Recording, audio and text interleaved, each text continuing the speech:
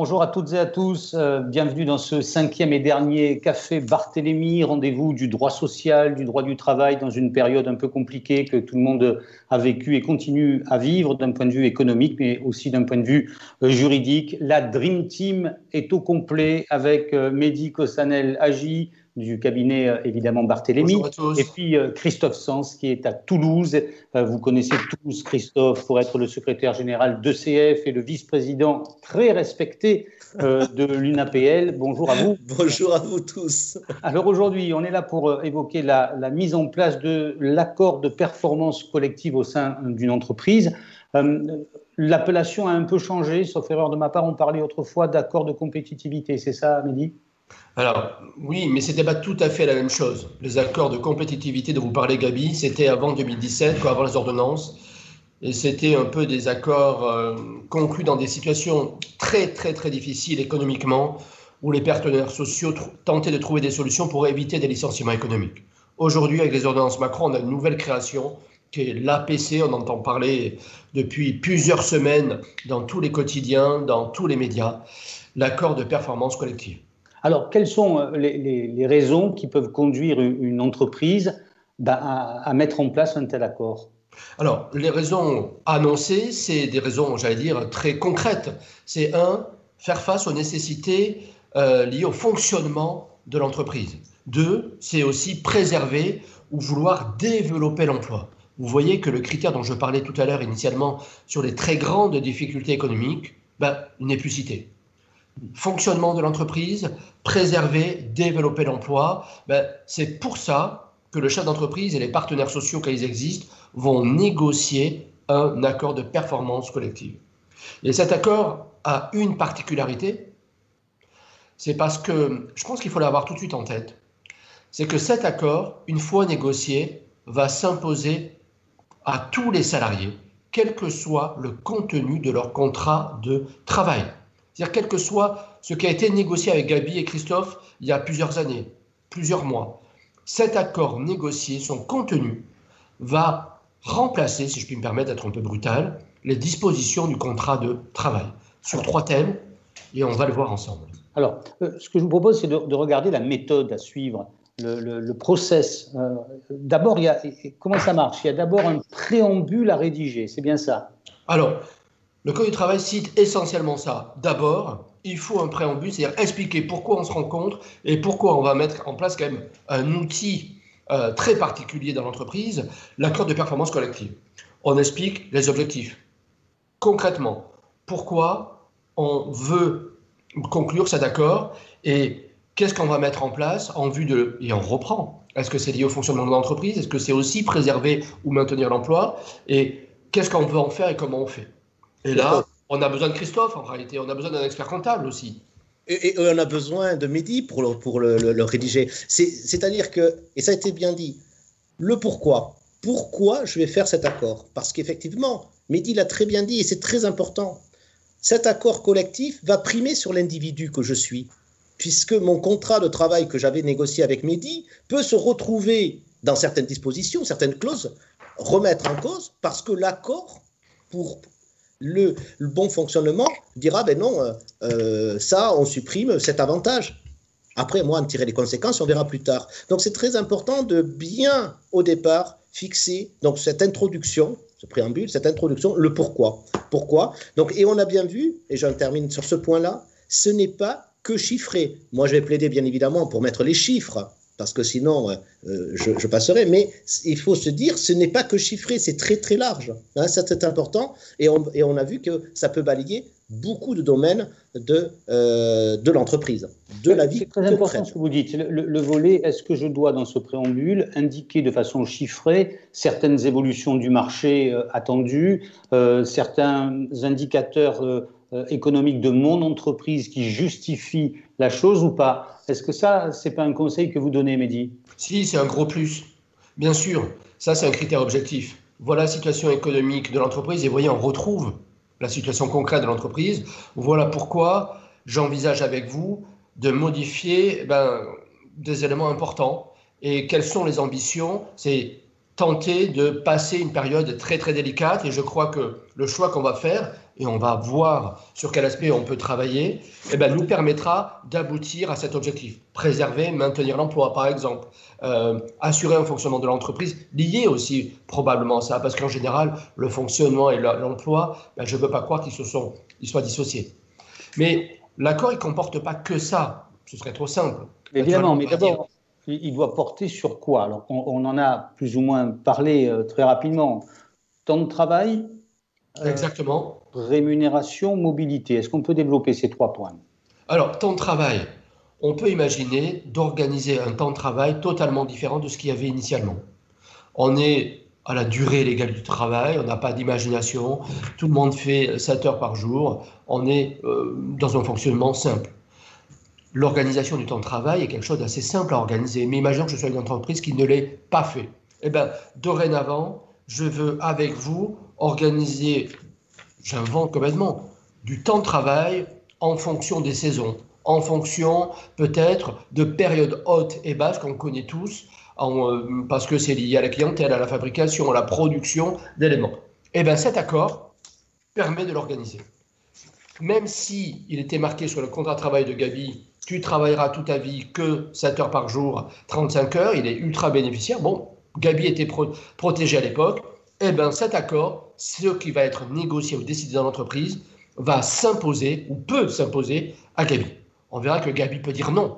Mais s'il y a d'autres Gabi, ça fait beaucoup de Gabi dans l'entreprise. Mais on ne peut pas proposer tout et n'importe quoi. On doit proposer des dispositions en règle, évidemment, avec le Code du travail. Oui, mais vous savez que depuis les ordonnances Macron, même un peu avant d'ailleurs en réalité, on peut organiser notre temps de travail sur ce thème de façon très concrète et très personnelle à l'entreprise. Aujourd'hui, les chefs d'entreprise, ils ont un peu d'imagination. Effectivement, je vais grossir le trait. On ne peut pas travailler 24 heures sur 24, ni 7 jours sur 7. Personne n'a envie de ça. Mais si je respecte les amplitudes, le repos quotidien, si je respecte une organisation qui est concrète avec le fonctionnement d'entreprise, en fonction d'une industrie, d'un commerce, vous voyez bien que je ne dois pas répondre aux mêmes exigences de la clientèle, de mes fournisseurs. Ben ça, je peux l'organiser très simplement. Très simplement. L'avantage de l'APC, c'est que si j'ai des Gabi comme vous, ultra privilégiés, avec des contrats de travail très figés, eh ben, je peux vous dire, tu dois l'accepter. Si tu ne l'acceptes pas, c'est ton choix et il y aura une rupture du contrat de travail. Ça, on va en parler. Ça, c'est donc première possibilité, le temps de travail. Deuxième volet sur lequel peut porter cet accord de performance collective, c'est la rémunération. Vous avez quelque chose à ajouter, Christophe? Juste, Gabi, c'est pas que le temps de travail.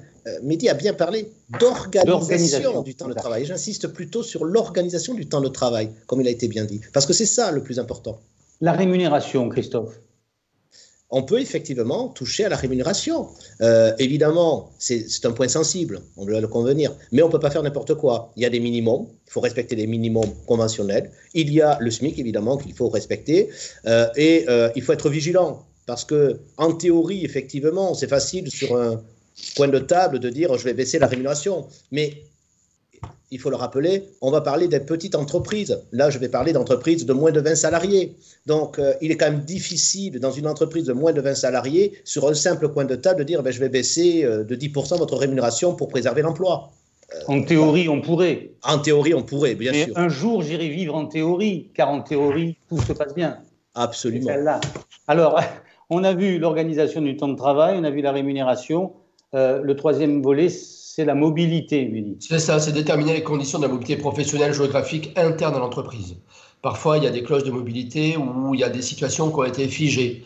Gabi travaillait uniquement à Paris, il ne voulait surtout pas aller à Toulouse. Il ne voulait pas découvrir la merveilleuse ville qui était Blagnac. Bien exactement. Que certains le disent. Exactement. Quelle erreur.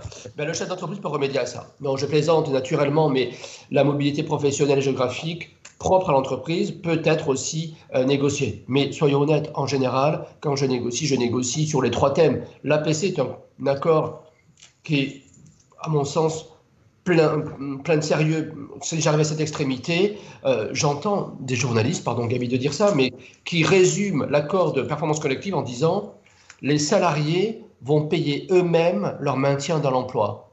Ça leur évitera d'être licenciés, mais c'est eux qui vont payer l'entreprise pour travailler. Mais c'est totalement faux. C'est totalement faux. Ce sont des gens qui n'ont absolument rien compris au fonctionnement d'entreprise. Il y a des chefs d'entreprise et des salariés qui sont très impliqués, qui ont compris qu'ils étaient une collectivité de travail et qui décidaient ensemble, de façon, on va dire, à durée déterminée, de prendre des mesures pour préserver les emplois et l'entreprise. Après, on peut en sortir. On peut dire, ben, ça dure 2 ans, 3 ans, et on revient à une situation qu'on a connue avant. Mais oui, allez-y. Je rebondis, Gabi. C'est ce que, dans la foulée de ce que vient de dire Mehdi. C'est collectif sur Blagnac déjà parce que c'est la plus belle ville de France. Déjà, je le conçois avec Mehdi. Mais au-delà, c'est collectif. Il faut vraiment mettre l'accent sur le collectif. C'est pas quelque chose qui est décidé par simplement un employeur. C'est le mot collectif. Donc ensemble, on va ensemble améliorer l'organisation. Ensemble, on va améliorer les performances. Et comme on l'a déjà vu précédemment, peut-être que je vais vous donner une prime exceptionnelle derrière parce que je vais vous récompenser. Donc c'est un ensemble tout cela. Alors, il faut le voir avec une cohérence. Alors, on a abordé cette question, on va la creuser un tout petit peu. Cet accord s'impose à tous les salariés dès lors qu'il a été accepté.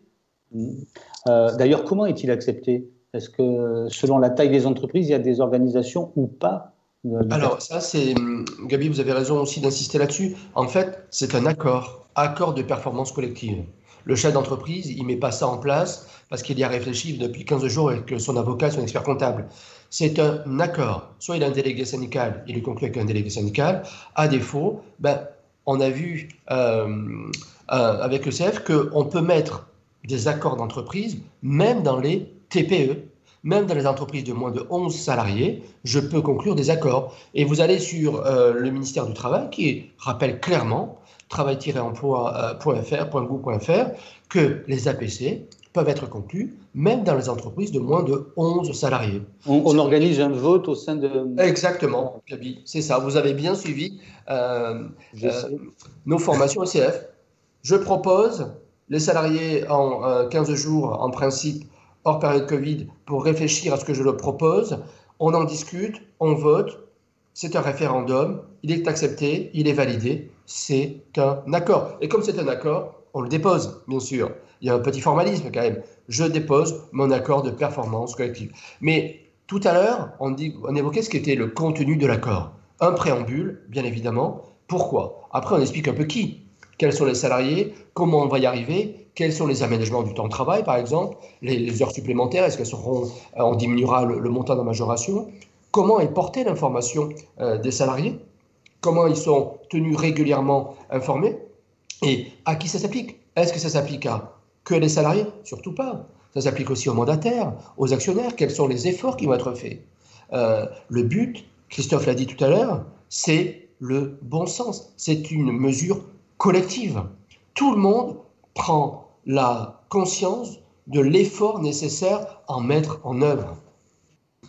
Est-ce que cet accord est prévu pour avoir une durée? Alors, il peut être à durée déterminée ou indéterminée. Ça, c'est l'accord qui va le définir. Moi, souvent, je vois des accords qui sont pour l'instant à durée déterminée en se disant on va essayer. Le but, c'est de répondre aux conditions ultra difficiles qu'on rencontre et souvent, c'est pour éviter des licenciements économiques. Le but, c'est de préserver ou maintenir l'emploi. Qu'est-ce qu'on peut faire ensemble si on fait un effort tous ensemble? Et si je fais un aménagement du temps de travail, par exemple, comment je vais concilier vie personnelle et vie professionnelle? Parce que je vais vous demander plus. Mais moi aussi, dirigeant, je vais faire plus pour notre entreprise. Ça montre bien l'esprit de collectivité. Alors la question qui se pose évidemment, dans la logique, c'est si un salarié refuse cet accord, qu'est-ce qui se passe? Christophe? Bien, s'il refuse, forcément, dans ce cas-là, il a un mois pour refuser déjà. Et s'il refuse, on en tire les conséquences. Puisqu'il ne veut pas rentrer dans le groupe, je vais faire simple. Donc, il s'exclut du groupe. C'est lui qui s'exclut du groupe. Et donc, on est dans le cadre d'un licenciement pour cause réelle et sérieuse. On n'est pas dans un licenciement économique. C'est très important de le souligner. On est dans un licenciement individuel.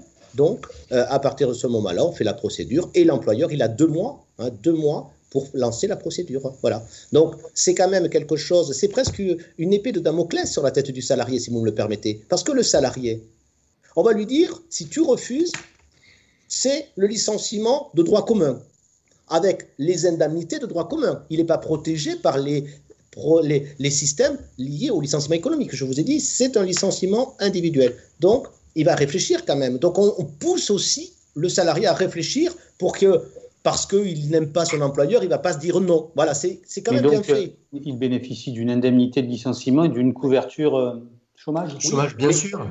Alors, juste, j'insiste là-dessus. Le salarié qui dit non, il dit non pas à l'employeur, il dit non à la collectivité, c'est un accord. Il dit ce qui a été négocié, ce qui a été mis en place collectivement, je ne le souhaite pas pour moi. Eux, ça les regarde, moi je dis non. Ce qui est le point essentiel aussi, c'est que comme c'est un accord qui a imposé cette décision, eh ben, de fait, le licenciement qui est prononcé, un licenciement général, sui generis, eh ben, il aura ce qu'on appelle une cause réelle et sérieuse. C'est-à-dire que si je vais au prud'homme, si je me bats que là-dessus, l'employeur en défense dira ben, c'est la collectivité qui l'a décidé, ça a été approuvé, ça a été déposé. Il est de fait, le licenciement est motivé de façon juste, cause réelle et sérieuse.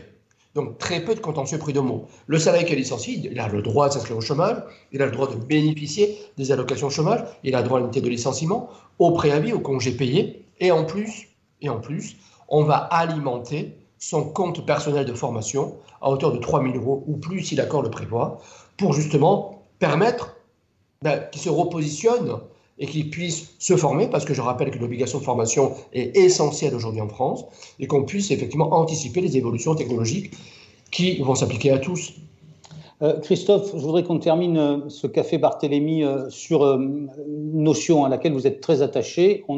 La presse se fait souvent l'écho d'accords de performance collective, plus ou moins bien acceptés d'ailleurs, au sein des grandes entreprises. On l'a dit, mais il faut le répéter, ce type d'accord concerne également les TPE et les PME. Ce type d'accord, j'ai presque envie de vous dire, concerne principalement les petites et moyennes entreprises, puisqu'il touche le fonctionnement, puisqu'il enlève cette rigidité, parce qu'il faut, et Mehdi l'a très bien dit tout à l'heure, il a dit, on ne sait pas inventer, pourtant il nous offre la créativité, on peut inventer collectivement, puisque dans les petites entreprises de moins de 11 salariés, il vous faut le référendum des 2/3 des salariés. C'est conséquent, 2/3 des salariés, et c'est cette notion de collectif, de groupe qu'a très bien insisté Mehdi, c'est donc important. Donc on a aujourd'hui dans les petites entreprises, j'ai presque envie de dire à tous les consoeurs et confrères qui nous écoutent, saisissez l'opportunité pour pouvoir rédiger pour vos clients, parce que c'est un atout complémentaire, c'est une vraie valeur ajoutée qu'on donne aux entreprises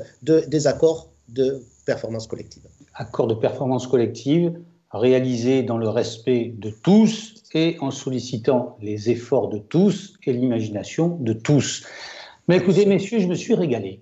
Voilà, c'est le dernier café Barthélemy de ce congrès numérique ECF, premier congrès numérique de la profession des experts comptables. Je voudrais vraiment remercier Mehdi et Christophe. Merci à vous. Merci. Le plaisir a été partagé. J'étais ravi d'être avec vous. Et bon café, bonne journée, bon séminaire. À la vôtre. Bientôt. Merci. Au revoir. Merci à tous. Merci, au revoir.